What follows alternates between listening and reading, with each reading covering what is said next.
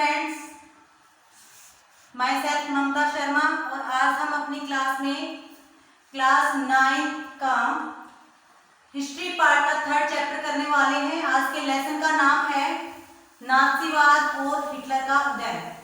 Most important lesson है। इस lesson के अंदर नाज़ीवादी जो विचारधारा है उसके बारे में बताया गया है, हिटलर की क्या भूमिका रही इसके ऊपर प्रकाश डाला गया है। फर्स्ट ऑफ ऑल हम फर्स्ट वर्ल्ड वॉर से शुरू करने वाले हैं। पहला विश्व युद्ध जो कि एक महत्वपूर्ण युद्ध था पूरे विश्व के लिए ही, जिसने पूरे विश्व की अर्थव्यवस्था को तहस नहस कर दिया था। तो जो तत्कालीन कारण था इस युद्ध का, बोस्निया की राजधानी सराजेवो जो है, बोस्निया की राजधानी सराजेवो में ऑस्ट्रिया के राजकुमार की हत्या कर दी गई। ऑस्ट्रिया के राजकुमार व उसकी पत्नी दोनों की हत्या कर दी गई और ये ऑस्ट्रिया के लिए ये एक बहुत ही दुखदाई घटना थी, जिस चीज के लिए जिम्मेदार ठहराया गया सर्बिया को। और ऑस्ट्रिया और सर्बिया के बीच में स्थिति तनावपूर्ण हो जाती है जब ऑस्ट्रिया सर्बिया को 48 आवर्स का अल्टीमेटम देता है कि भाई 48 घंटे के अंदर जो आरोपी है उसको आप हमारे सामने पेश कीजिए, नहीं तो हम युद्ध की कार्रवाई करेंगे, यानी कि आपके विरुद्ध युद्ध की घोषणा हम करने वाले हैं। लेकिन इस बात का सर्बिया के ऊपर कोई असर नहीं होता और वो कोई रिप्लाई नहीं देता। उसके बाद में ऑस्ट्रिया गुस्से से आग बबूला हो जाता है और वो इसके विरुद्ध युद्ध की घोषणा कर देता है। और फिर उसके बाद में 28 जून 1914 को सर्बिया के विरुद्ध युद्ध की घोषणा कर दी जाती है ऑस्ट्रिया के द्वारा। अब ऑस्ट्रिया युद्ध की घोषणा करता है, युद्ध शुरू हो जाता है। उसके बाद में जो देश है वो दो भागों में डिवाइड हो जाते हैं। एक तरफ तो होते हैं मित्र राष्ट्र और दूसरी तरफ होते हैं धुरी राष्ट्र। धुरी राष्ट्र मतलब कि जिन्होंने युद्ध की शुरुआत की थी और जिनकी विरुद्ध की थी वो सारे के सारे मित्र राष्ट्र में काउंट किए गए हैं। तो फिर क्या होता है कि जैसे ही ऑस्ट्रिया युद्ध की घोषणा करता है, पूरा विश्व दो भागों में डिवाइड हो जाता है। और इस दौरान जो सेंट्रल फोर्सेस थी, यानी कि जो धुरी देश थे जिन्होंने युद्ध की शुरुआत की थी, जो सेंट्रल फोर्सेस थी उसके अंदर 3 देश थे, जर्मनी, ऑटोमन, ऑस्ट्रिया और हंगरी। इन 3 देशों ने एक तरफ से युद्ध लड़ा और दूसरी तरफ जो युद्ध में शामिल हुए थे, जो अलाइड फोर्सेस थे यानी कि जो मित्र राष्ट्र थे, उसके अंदर कौन कौन शामिल था? फ्रांस, ब्रिटेन और फिर उसके बाद में जापान तथा यूएसए यानी कि संयुक्त राज्य अमेरिका। दो तरफ बंटवारा हो गया पूरे विश्व का। एक तरफ तो मित्र राष्ट्र है, दूसरी तरफ धुरी राष्ट्र है। यानी कि एक तरफ कौन है? जर्मनी, ऑटोमन, ऑस्ट्रिया और हंगरी, और दूसरी तरफ कौन थे? फ्रांस, ब्रिटेन, रूस, जापान और यूएसए। ये पूरा विश्व 2 गुटों में विभाजित हो जाता है।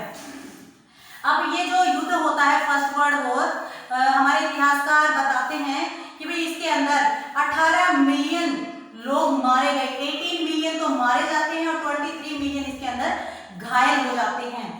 18 मिलियन मारे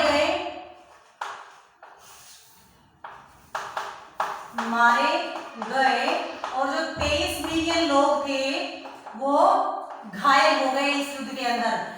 मोस्ट इंपोर्टेंट है भाई ये कि देखो ये जो वर्ल्ड वॉर हुआ, कितने जन और धन की क्षति हुई इसके अंदर, कितने सारे लोग मारे गए 2 देशों की हठधर्मी की वजह से। स्टार्टिंग ऑस्ट्रिया और सर्बिया से होती है और धीरे धीरे पूरा जो विश्व है 2 गुटों के अंदर बंट जाता है।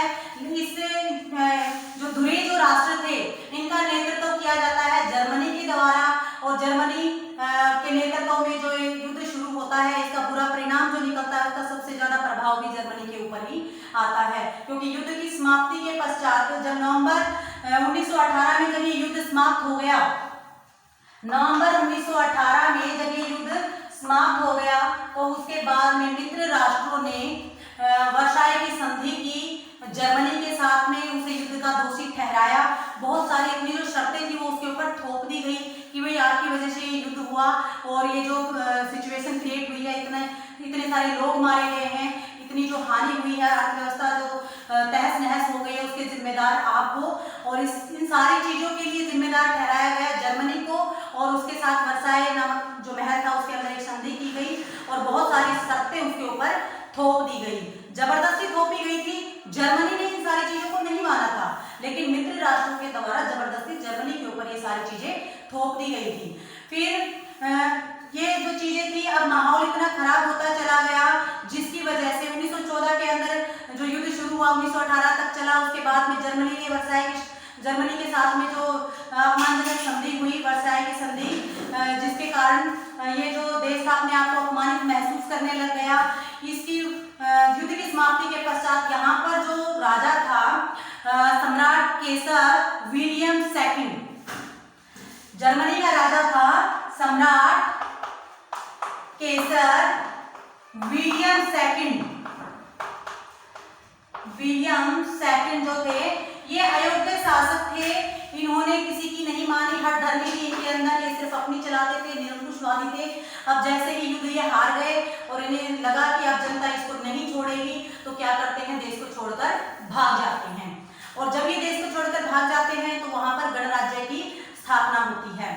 लेकिन राजा देश छोड़कर भाग गया, गणराज्य की स्थापना हो गई, लेकिन यहाँ पर भी समस्याएं उनकी खत्म नहीं होती हैं, बल्कि जो समस्याओं का सिलसिला था यहाँ से और भी ज्यादा बढ़ जाता है। बढ़ता कैसे है भाई, कि वाइमर गणराज्य जो था, अभी गणराज्य स्थापित हुआ, जो निरंकुशवादी राजा था वो चला गया, यहाँ से देश छोड़कर भाग गया, गणराज्य की स्थापना हुई, लेकिन जो वाइमर गणराज्य जो सत्ता में आया उसको बहुत सारी समस्याओं का सामना करना पड़ा। सबसे पहली समस्या क्या थी, वर्साई की अपमानजनक संधि, कि इनको वर्साई की अपमानजनक संधि का सामना करना पड़ा, जिसके अंदर जर्मनी के ऊपर शर्तें थोप दी गई, बहुत सारा जो पैसा था उससे लिया गया कि भाई आप ही युद्ध का कारण है, युद्ध की क्षतिपूर्ति के रूप में उससे बहुत सारा पैसा लिया गया, उसके उपनिवेश उससे छीन लिए गए, और उसके साथ ही जर्मनी के बहुत सारे क्षेत्रों को जबरदस्ती उसे छीन लिया गया, बहुत सारे जन और धन की हानि हुई, और उपनिवेशों से भी उसे अपना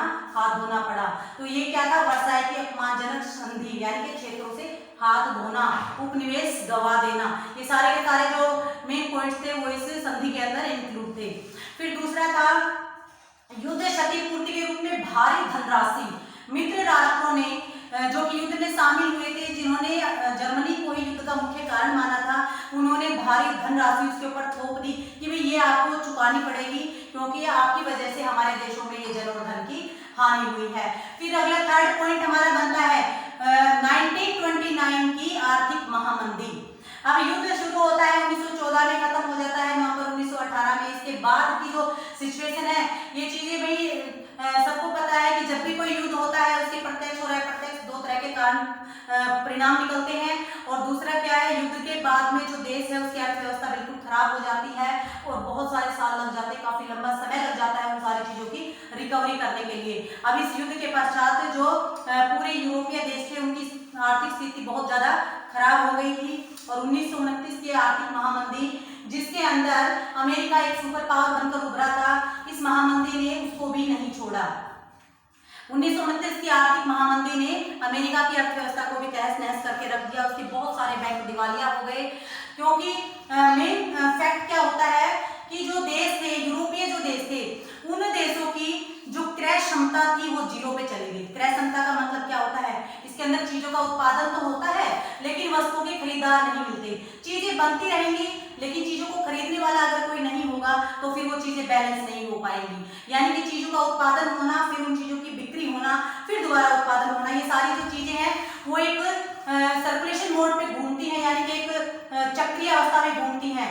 यानी कि चीजें बनेंगी तो बिकनी जरूरी है, अगर बिकेंगी नहीं तो जो चीजें बनी हुई हैं उन चीजों का कोई महत्व नहीं बनता है। तो यहाँ पर जो देश थे जिन्होंने युद्धों में भाग लिया वो सारे के सारे आर्थिक रूप से कमजोर हो चुके थे।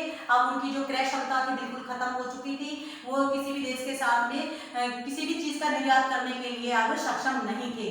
तो जो 1929 की जो आर्थिक महामंदी थी इसने यूरोप के बहुत सारे देशों को प्रभावित किया, और ये जो दौर था बहुत लंबे समय तक चलता है, यानी कि 1929 से लेकर 39 तक का जो टाइम था ये बहुत ही ज्यादा कठिनाइयों से भरा होता है, क्योंकि इस दौरान जो सारे देश थे वो कंगाल हो चुके थे, आर्थिक स्थिति पूरी तरह से खराब हो चुकी थी और उसके तुरंत बाद ही सेकंड वर्ल्ड वॉर शुरू हो जाता है।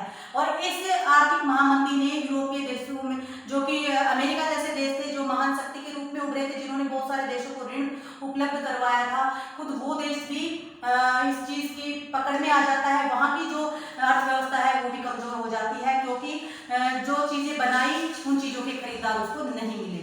तो ये थी 1929 की आर्थिक महामंदी, जिसने पूरे यूरोप को प्रभावित किया। अब है अगला पॉइंट, युद्ध क्षति वाला हो चुका है, 1929 की आर्थिक महामंदी हो चुकी है, अपमानजनक वर्साई की संधि हो चुकी है। अगला जो हमारा पॉइंट बनता है वो बनता है सेना में असंतोष। अब जो जर्मनी की सेना थी वो असंतुष्ट थी अपने राजा के प्रति। राजा ने जबरदस्ती युद्ध में धकेल दिया अपनी निरंकुशवादी प्रवृत्ति के कारण, लेकिन इसके कारण जो देश की जनता थी, देश की सेना थी, उसे बहुत ज्यादा समस्याओं का सामना करना पड़ा, क्योंकि कुछ लोगों का मानना था कि युद्ध में जो हार हुई है वो नेताओं की वजह से, राजा की वजह से हुई है।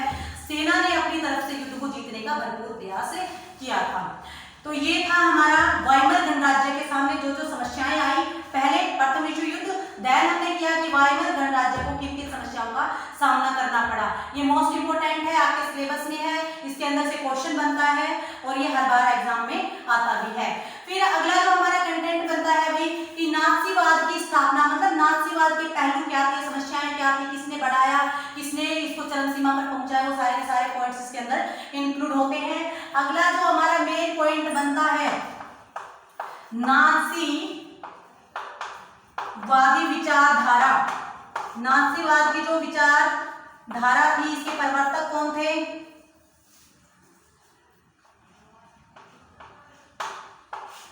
नाथसीवादी विचारधारा, ये विचारधारा, इसके संस्थापक 1918 में जर्मनी के एक लुहार थे, जिन्होंने इस विचारधारा की या फिर नाथसीवाद की स्थापना की थी। कब की थी?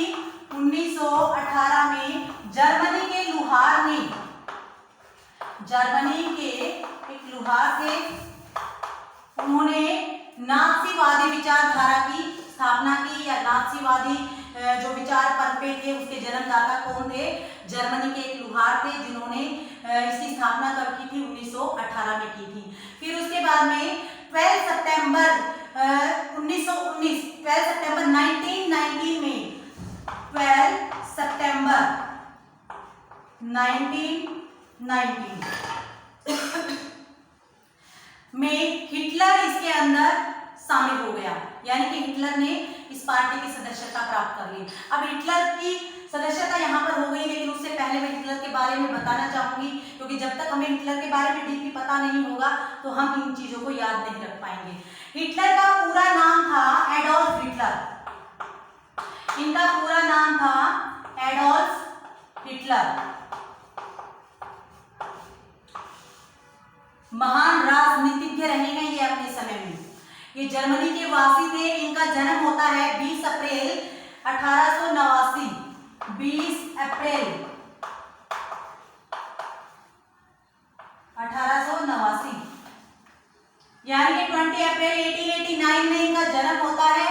और ये जर्मनी के रहने वाले थे। वैसे तो 20 अप्रैल 1889 में इनका जन्म होता है ऑस्ट्रिया हंगरी में, और जर्मनी के महान राजनीतिज्ञ थे। जन्म कहां पर होता है? ऑस्ट्रिया हंगरी में। कब होता है? 20 अप्रैल 1889 के अंदर। इनके पिता का नाम था एलाइस हिटलर। पिता कौन थे इनके? Alias Hitler. पिता थे एलाइस हिटलर। मात्र जब ये 12-13 साल के रहे होंगे तब इनके पिता की डेथ हो गई थी। एलाइस हिटलर इनके पिता थे, और माता का नाम था क्लारा हिटलर। माता का नाम क्लारा हिटलर। पिता का नाम क्या था? Alias Hitler. माँ का नाम था क्लारा हिटलर। और इनकी जो पत्नी थी उनका नाम था ईवा ब्राउन। पत्नी का नाम क्या था? ईवा ब्राउन। इनकी पत्नी थी ईवा ब्राउन। इनके बारे में मैं इसलिए बता रही हूँ, अगर आपको ये चीजें पता होंगी तो आप इसको भूलोगे नहीं, आपको ये अच्छे से लर्न हो जाएगा। पिता का नाम क्या है? देखो पहले तो है हिटलर को हम सिर्फ हिटलर के नाम से जानते हैं। इनका पूरा नाम था एडोल्फ हिटलर। जन्म होता है 20 अप्रैल 1889 में। होता कहाँ पर है? ऑस्ट्रिया हंगरी में। और ये जर्मनी के महान राजनीतिज्ञ थे। इनके पिता का नाम था एलाइस हिटलर और माता का नाम था क्लारा हिटलर और इनकी पत्नी का नाम था इवा ब्राउन। और इनके बारे में एक चीज और फेमस है कि भाई इन्होंने national socialist German workers party का गठन किया था, यानी कि मजदूर दल संघ। किसकी स्थापना की थी? मजदूर दल संघ की इन्होंने स्थापना की थी। मजदूर दल संघ की स्थापना की थी, जिसको हम किस नाम से जानते हैं? National socialist German workers party के नाम से जानते हैं। इनका जन्म कहाँ हुआ? ऑस्ट्रिया हंगरी में। माता पिता का नाम हमने पढ़ लिया। जर्मनी के महान ये राजनीतिज्ञ रहे हैं और इन्होंने एक पार्टी का गठन किया था। और एक बात इनके बारे में प्रचलित है कि एक बार वहां पर जर्मनी के अंदर क्रांति हुई थी और उसी क्रांति के दौरान इनको अरेस्ट कर लिया जाता है। इन्हें 5 साल की सजा होती है, जेल में डाल दिया जाता है। जेल में रहते हुए इन्होंने मेरा संघर्ष नामक एक पुस्तक लिखी थी। पुस्तक का नाम था मेरा संघर्ष। और इनको सजा हुई थी 5 वर्ष के लिए, लेकिन इनके अच्छे व्यवहार के कारण इनको केवल 8 महीने के अंदर ही रिहा कर दिया जाता है, छोड़ दिया जाता है। इनकी पुस्तक का नाम है, पुस्तक कौन सी थी इनकी यहाँ पर? मेरा संघर्ष। मेरा संघर्ष। ये चीजें बतानी जरूरी है, क्योंकि जब तक हमें ये पता नहीं चलेगी तब तक हमारा कॉन्सेप्ट क्लियर नहीं होगा। इन्होंने जेल में रहते हुए पुस्तक लिखी जिसका नाम था मेरा संघर्ष, जिसके अंदर इन्होंने अपने संघर्षों के बारे में लिखा है। अब आप सोचेंगे कि इसके संघर्ष क्या रहे होंगे। जब ये मात्र 12-13 साल के थे उस टाइम पे इनके पिता की डेथ हो जाती है। एक नीच परिवार से, निजी जाति नीच परिवार नहीं, एक निजी जाति से ये बिलोंग करते थे और इनका कोई समय सम्मान नहीं होता था। बहुत गरीब थे, पिता की डेथ हो गई और पेट भरने के लिए भी इनके पास में कोई उस समय कोई चीज साधन उपलब्ध नहीं थे कि भाई ये कैसे अपने परिवार का पेट भरे।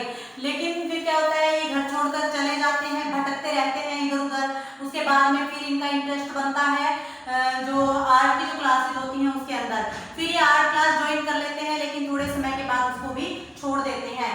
फिर ये मजदूरी करना शुरू करते हैं, मेहनत मजदूरी करके अपना पेट भरते हैं।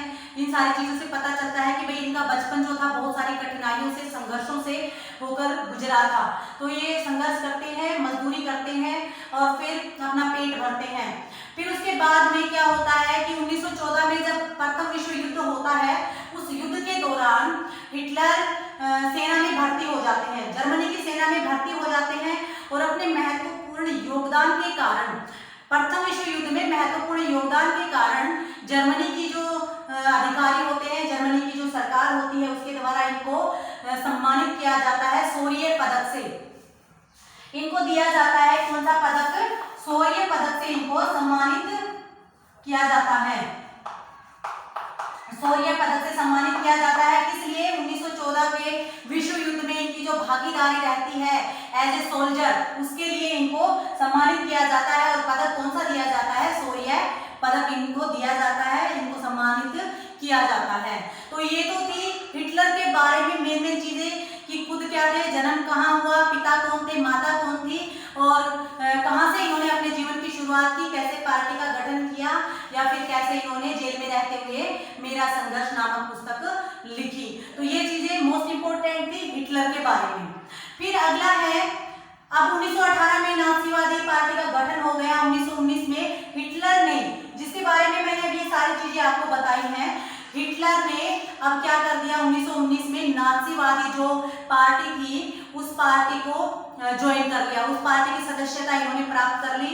और फिर देखो इनका लक देखिए कि 1930 तक जिस दल की इन्होंने सदस्यता हासिल की है, 1930 तक वो दल अपनी वैभव की, अपनी शक्ति की या अपनी लोकप्रियता की चरम सीमा तक पहुंच जाता है।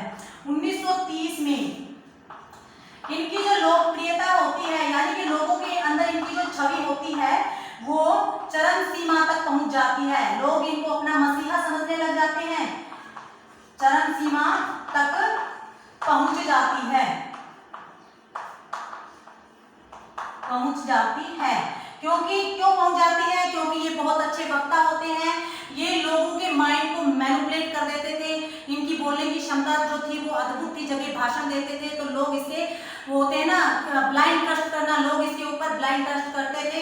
उनका मानना था कि बस अब तो यही हमारा मसीहा है और यही हमारा उद्धार करेगा। लोग इनके ऊपर अंधा विश्वास रखते थे। इसी कारण इनकी जो पार्टी थी, नाजीवादी पार्टी, जिसको इन्होंने ज्वाइन किया था 1919 में, 1930 के अंदर वो अपनी चरम सीमा के ऊपर अपनी लोकप्रियता की, यानी कि लोगों के अंदर उसकी वो इतनी फेमस हो गई, इतनी लोकप्रिय हो गई कि वो अपनी चरम सीमा के ऊपर पहुंच गई। भाई ये मेन पॉइंट थे जो कि आपको बताना जरूरी था। वैसे आपके लेसन के अंदर ये चीजें नहीं है, लेकिन ये पता होनी जरूरी है, क्योंकि अगर ये पता होंगी तो आप आज जो ये आपको पढ़ाया जा रहा है आप इसको कभी भी भूलोगे नहीं। फिर अगला क्या है कि वाइमर जो गणराज्य था उसकी असफलता कैसे हुई, या फिर राजतंत्र के जो समर्थक थे उनका योगदान कैसे मिला, इन सारी चीजों के बारे में हम आगे रीड आउट करेंगे। उससे पहले मैं ये सारी चीजें रब कर देती हूँ। अब आगे क्या होता है कि जो गणराज्य है उसके सामने वाइमर गणराज्य जो है, स्टार्टिंग में हमने पढ़ा था कि वाइमर गणराज्य के सामने बहुत सारी समस्याएं आई थी। तो अब क्या है कि जो ये चरम लोकप्रियता थी, नाजीवादी विचारधारा जो कि बहुत ज्यादा लोकप्रिय हो गई थी, इस लोकप्रियता के कारण क्या थे? लोकप्रियता के कारण क्या थे, यानी कि क्या ऐसा कुछ कर दिया था इस पार्टी ने कि जिसके कारण ये लोकप्रिय हो गई थी? पहला पॉइंट क्या बनेगा? वाइमर गणराज्य की असफलता। वाइमर गणराज्य की असफलता। असफलता कैसे हो गई भाई? ये कि वर्साई की जो संधि हुई थी, जर्मनी को वर्साई की संधि के दौरान बहुत सारे अपने उपनिवेश छोड़ने पड़ गए, बहुत सारा पैसा जन धन जो हानि हुई थी उसकी क्षतिपूर्ति के रूप में उसे अपने मित्र जो उसके अपोजिट जो देश लड़ रहे थे, मित्र राष्ट्र के ग्रुप में जो लड़ रहे थे, उनको देना पड़ा। तो इसके कारण वाइमर जो गणराज्य था वो असफल हो गया, लोगों को संतुष्ट नहीं कर पाया, जिसकी वजह से उस समय जो अभी अभी प्रभाव में आया था हिटलर, जो कि बहुत अच्छा वक्ता था, उसके लोग उसको अपना मसीहा समझने लग गए थे। तो वाइमर गणराज्य जो कि अभी असफल हो चुका था, अब लोग ज्यादा ट्रस्ट किसके ऊपर करने लगे थे? हिटलर के ऊपर करने लग गए थे। फिर अगला पॉइंट हमारा क्या बनता है? युद्ध की क्षतिपूर्ति के रूप में भारी जनधन की हानि, वो लिखने की जरूरत नहीं है क्योंकि ये वाला पॉइंट मैं पहले क्लियर कर चुकी हूँ। फिर अगला है राजतंत्र के समर्थकों का योगदान। राजतंत्र के समर्थकों का योगदान।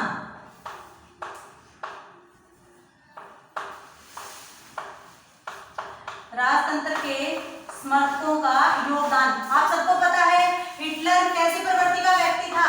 ये कट्टर राजतंत्रात्मक शासन प्रणाली में ट्रस्ट रखता था, कट्टर राष्ट्रवादी भावना थी इसके अंदर, और जो राजतंत्र के समर्थक थे उनका इनको पूरा योगदान मिला, लोग इसका समर्थन करते थे। उनका मानना था कि अगर ये सत्ता में आया तो हमें हमारे अधिकार जो हमारे अधिकार हमसे छीन लिए गए हैं उन सब की हमें पूर्ति हो जाएगी, और जो फाइन हमारे ऊपर लगा है, जो हमने जो पैसे जो गवाए हैं, जो क्षेत्र जो गवाए हैं, उनकी क्षतिपूर्ति हो जाएगी। फिर अगला है युद्धों का गुणगान।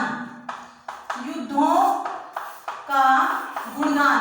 अब इन्होंने क्या किया? युद्धों का गुणगान किया हिटलर ने।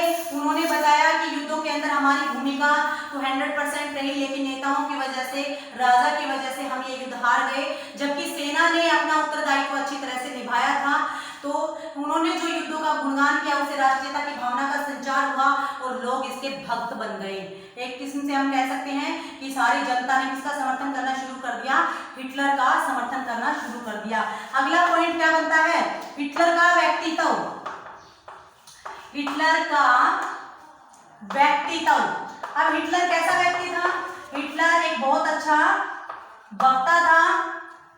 इनकी जो भाषण देने की जो क्षमता थी वो अद्भुत थी, और लोग इसके व्यक्तित्व से इतने प्रभावित थे। उसी के बल पर एक ये मजदूर से फिर सैनिक बनता है और सैनिक बनने के बाद धीरे धीरे राजनीति में प्रवेश करता है और आने वाले समय में ये जर्मनी के ऊपर राज करता है। तो इस बंदे के अंदर बहुत ज्यादा क्षमता थी, एक अद्भुत व्यक्तित्व था, जिसके कारण यह लोगों के अंदर लोकप्रिय हो गया। और फिर अगला पॉइंट बनता है साम्यवाद का प्रसार। साम्यवाद का प्रसार आपका सेकंड लेसन आपने पढ़ा होगा, जिसमें साम्यवादी विचारधारा के कारण रूस की क्रांति होती है 1917 में। साम्यवाद का मतलब होता है कि देश के अंदर जो मजदूर दल होता है वो सत्ता में आ जाता है और जो पूंजीपति वर्ग होता है उसके विरुद्ध आवाज उठाता है। जब ये 1917 की क्रांति होती है तो लोगों के अंदर ये भावना घर कर जाती है कि भाई कहीं जो दूसरे यूरोपीय देश थे कि हाँ यहाँ पर भी ये भावना प्रचलित ना हो जाए, यहाँ पर भी साम्यवाद का प्रचार प्रसार ना हो जाए, मजदूर दल कहीं यहाँ पर भी आंदोलन या क्रांति करना शुरू ना कर दे। इसलिए जर्मनी के अंदर भी भय का माहौल बना हुआ था कि कहीं यहाँ पर भी साम्यवादी भावना का प्रचार न हो जाए। इसलिए जो कठोर राजतंत्रवादी थे या पूंजीपति वर्ग थे उन्होंने हिटलर का समर्थन किया। क्यों किया? क्योंकि हिटलर साम्यवाद का कठोर या कट्टर विरोधी था। हिटलर क्या था? साम्यवाद का कट्टर विरोधी था और उसने साम्यवाद के प्रचार पर रोक लगा दी। फिर अगला जो है हमारा जो मेन पॉइंट बनता है, नाज़ी जो सोच थी या विचारधारा थी उसके खास पहलू क्या थे। अगला पॉइंट हमारा क्या बनेगा, मेन टॉपिक बनेगा नाज़ी सोच के खास पहलू। नाज़ी सोच के खास पहलू कि भाई ये जो विचारधारा थी इसके खास पहलू क्या थे। सबसे पहला इसके अंदर पॉइंट बनता है कट्टर राष्ट्रवाद की भावना। पहला पॉइंट क्या बनता है? कट्टर राष्ट्रवाद की भावना, यानी कि अपने राष्ट्र के प्रति कट्टर राष्ट्रवादी भावना का जागृत होना, अपने ही राष्ट्र को दूसरे राष्ट्रों से सर्वश्रेष्ठ समझना, बाकी सब देशों को हीन समझना, राष्ट्र के प्रति कट्टरवादी भावना कहलाती है। फिर अगला जो पॉइंट बनता है सेकंड पॉइंट, यहूदियों का विरोध। यहूदियों का विरोध, जर्मनी के अंदर यहूदियों से घृणा की जाती थी। यहूदियों का विरोध है इसके अंदर। क्यों की जाती थी? क्योंकि समझा जाता था, यहाँ पर माना जाता था कि जो यहूदी हैं, विरोध, यहूदियों का विरोध यानी कि जो यहूदी थे उनको जर्मनी के अंदर घृणा की दृष्टि से देखा जाता था। जो नाज़ीवादी विचारधारा के लोग थे उन्होंने प्रचार किया कि भाई यहूदी जो है वो ईसा मसीह के इन्होंने ईसा मसीह की हत्या की है, अपराधी हैं, घृणा के लायक हैं। दूसरा, इनकी जो शारीरिक संरचना है वो हमसे अलग है, ये आर्यन नहीं है और ये पापी हैं, लोभी हैं, लालची हैं। ये सारी चीजें यहूदियों के बारे में, इन सारी चीजों का प्रचार किया गया किसके द्वारा? नाज़ीवादी लोगों के द्वारा, ताकि यहूदियों के प्रति लोगों के मन में घृणा के भाव उत्पन्न किए जा सके, उनके अंदर उनके लिए नफरत को पैदा किया जा सके। फिर क्या किया उन्होंने? क्या कहा कि भाई यहूदी घटिया हैं, इनकी जो शारीरिक संरचना है वो खराब है, ये अवांछित वर्ग का इनको दर्जा दिया गया है यहाँ पर कि भाई ये अवांछित हैं, ये हीन हैं और ये घृणा के पात्र हैं, इन्हें देश से निकाल दिया जाना चाहिए। और ये क्या है? ईसा मसीह के हत्यारे। तो इनके ऊपर जो ये थे यहूदी थे, इनके ऊपर बहुत सारे अत्याचार किए गए, इनको मरवा दिया गया, देश से निकालने का पूरा प्रयास किया गया। बहुत सारे लोग यहाँ से छोड़कर देश को छोड़कर चले भी गए। और फिर एक बार सोचा गया कि इनका धर्म परिवर्तन करवा दिया जाए, लेकिन जो नाज़ीवादी लोग थे उनका मानना था कि अगर इनको ईसाई बना भी दिया गया तब भी रक्त की शुद्धता नहीं होगी। यानी कि उनका जो मेन फोकस था वो किसके ऊपर था? रक्त की शुद्धता के ऊपर था कि भाई यहूदी और हम दोनों अलग हैं, हम आर्य हैं, हम श्रेष्ठ हैं और यहूदी जो है अवांछित वर्ग के हैं, ये हीन है, घृणा के पात्र हैं, इन्हें हमारे देश में रहने का कोई अधिकार नहीं है। दूसरा, वो उनको कमजोर और कायर भी समझते थे। उनका मानना था कि ये देश को छोड़कर चले जाएं, फिर जो देश के अंदर जो प्रजाति बचेगी वो सर्वश्रेष्ठ ही होगी। इसलिए इन्होंने क्या किया? यहूदियों के ऊपर अत्याचार किया, उन्हें देश से निकलवा दिया या फिर बहुत सारे लोगों को गैस के चैम्बर में बंद करके उनको मार दिया गया। ये सारे काम किसके लिए किए गए? यहूदियों का विरोध करने के लिए, यहूदियों की ताकत को खत्म करने के लिए किए गए। अगला जो पॉइंट बनता है इसके अंदर, महिलाओं की स्थिति। अगला बनता है महिलाओं की स्थिति। महिलाओं की स्थिति कि ये जो नाजीवादी लोग थे जर्मनी के अंदर, ये नाजीवादी जो लोग थे वहां पर महिलाओं की स्थिति कैसी थी, महिलाओं के साथ कैसा व्यवहार किया जाता था और फ्रांस की महिलाओं के साथ कैसा व्यवहार किया जाता था। तो जो नाजीवादी जो महिलाएं होती थी उनको एक अच्छी माँ के रूप में या अच्छी बेटी के रूप में देखा जाता था। पुरुषों के समान अधिकार उनके पास नहीं होते थे, वो युद्ध नहीं लड़ती थी, उनके कोई अधिकार नहीं होते थे, सिर्फ घरेलू काम वो करते थे और यहाँ पर उनसे उपेक्षा की जाती थी कि वो उन्हें बोला जाता था कि भाई आप यहूदियों से दूर रहें, वो घृणा के पात्र हैं, आप उनसे दूर रहें। जो माताएं, जो आर्य जो बच्चे होते थे, जिनकी माताएं होती थी, उनको बहुत ज्यादा सम्मान दिया जाता था। इसके अलावा जो अवांछित संतानों की जो माताएं होती थी उनको घृणा की दृष्टि से देखा जाता था, उनका मुंह काला करके गलियों में घुमाया जाता था। यानी कि कहने का मतलब ये है कि वहाँ की जो महिलाएं थी उनकी स्थिति अच्छी नहीं थी। हालांकि घर में उनको थोड़ा बहुत सम्मान मिलता था कि भाई आप एक अच्छी, उनसे उम्मीद की जाती थी कि आप एक अच्छी माँ बनकर अपने बच्चों का पालन पोषण करें और उनकी जो सीमाएं थी बस वो घर तक ही सीमित थी, इससे बाहर उनका कोई रोल नहीं होता था। लेकिन इसके अलावा जो फ्रांसीसी जो महिलाएं होती थी, अभी मैंने बताया वो थी क्या, नाजीवादी समाज की महिलाएं थी वो। और अब अगली है फ्रांसीसी महिलाएं। फ्रांस के अंदर जो महिलाओं की स्थिति थी वो बहुत अच्छी थी, महिलाओं को सम्मान प्राप्त था, उन्हें पुरुषों के समान अधिकार दिया गया था, वे बाहर भी उन अधिकारों की मांग कर सकती थी और उनकी बहुत ज्यादा उनको सम्मान की दृष्टि से देखा जाता था। और माना जाता है कि फ्रांस की महिलाएं तो इतनी शक्तिशाली होती थी कि वो किसी राजा को भी अपने पैरों में झुकने के लिए मजबूर कर देती थी। तो इसी चीज से पता लग जाता है कि नाजीवाद की जो महिलाएं थी उनकी स्थिति ज्यादा अच्छी नहीं थी, और अच्छी थी तो सिर्फ जो आर्य संतानों की जो माताएं थी सिर्फ उनकी, और जो यहूदियों से जो संबंध रखती थी उन माताओं को दंड दिया जाता था, मार दिया जाता था या उनका घोर अपमान किया जाता था। लेकिन फ्रांसीसी जो औरतें होती थी उनको समाज में पुरुषों के बराबर दर्जा प्राप्त था, मान सम्मान प्राप्त था, बहुत इज्जत दी जाती थी, लोग उनकी रिस्पेक्ट करते थे। फिर अगला जो हमारा क्वेश्चन बनता है, मोस्ट इंपोर्टेंट पॉइंट बनता है कि नाजियों का जनता के ऊपर जो नियंत्रण था वो किस प्रकार स्थापित हुआ, कि नाजियों ने ऐसी कौन सी चीजें अपनाई जिसके कारण जनता के ऊपर उनका नियंत्रण स्थापित हो गया, समाज के ऊपर नियंत्रण स्थापित हो गया और लोगों ने इतना उसको लोकप्रिय बना दिया। ऐसा क्या कुछ हुआ है, वो सारे के सारे जो पॉइंट्स हैं हम इसके अंदर अब कवर अप करेंगे कि नाजियों का जनता के ऊपर नियंत्रण, नाजियों का जनता पर नियंत्रण, ये भी मोस्ट इंपोर्टेंट टॉपिक है। जनता पर नियंत्रण कैसे हुआ, इन्होंने कौन कौन सी टेक्निक अपनाई यहाँ पर। पहला क्या था, विरोधी दलों का दमन कर दिया गया। पहला पॉइंट, फर्स्ट पॉइंट बनता है हमारा विरोधी दलों का दमन।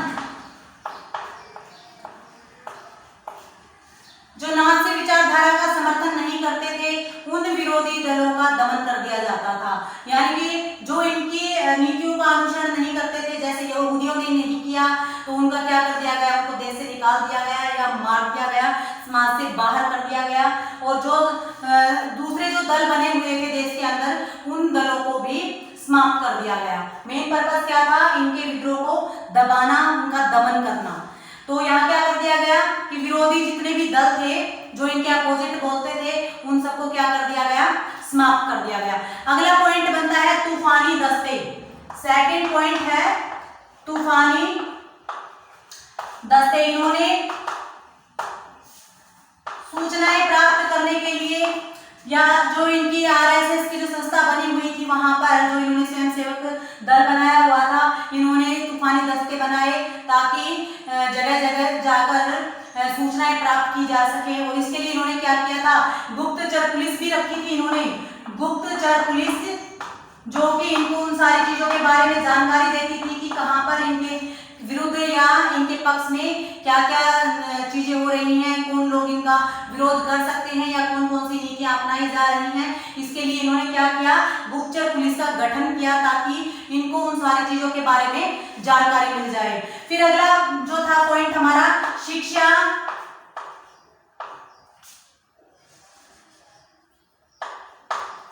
किया रेडियो व प्रचार। इसमें क्या होता है कि इन्होंने अपनी विचारधारा को लोकप्रिय बनाने के लिए शिक्षा रेडियो द्वारा प्रचार की जो वो थी उसको अपनाया कि भी शिक्षा के माध्यम से या रेडियो के प्रचार के माध्यम से अपने दल को लोकप्रिय बनाया जाए, विद्यार्थियों को हमारी नीतियों से, हमारे कानूनों से अवगत कराया जाए कि हमारी जो पार्टी है वो देश के लिए क्या कुछ कर सकती है, हम उनके लिए क्या कर सकते हैं, ताकि आगे के लिए जनमत तैयार की जा सके, भावी जो नेता है वो तैयार किए जा सके।